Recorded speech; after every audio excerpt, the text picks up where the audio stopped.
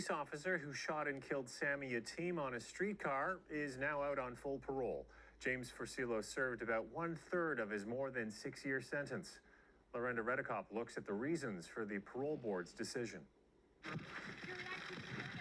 James Forcillo is out on full parole, 2 years and 2 months after his sentence began. He's already been out on day parole for 6 months. The case made news across the country.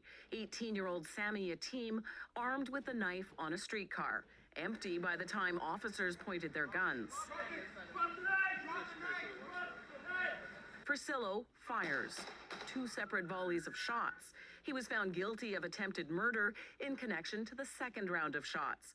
The parole board decision says Forcillo has attended psychological counseling and is at a low risk to reoffend. In the decision, the parole board writes, "You have provided a viable plan for full parole, have strong community and family support, have been engaged in your correctional plan, and have transitioned well to the community."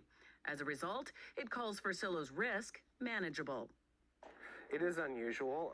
7 out of 10 cases don't make it through their first parole hearing. This criminologist was surprised by the decision, but also understands it. If you look at the case that's been put forward, if you look at some of the statements that have been released in the media about how Forcillo has been behaving in prison, it seems like that maybe he is the ideal prisoner and has shown that he is capable of release. Sammy Yatim's mother spoke 4 years ago, after Forcillo's conviction. We lost him forever. Nothing in this world will compensate me for my loss of my son.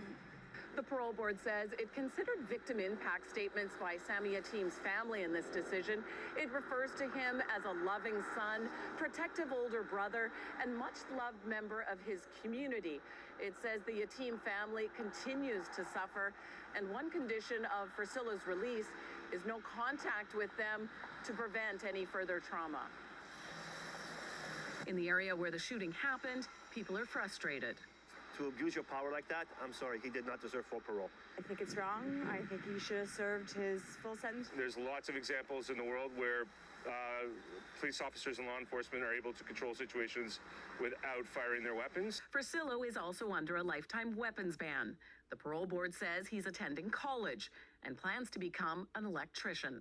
Lorenda Redekop, CBC News, Toronto.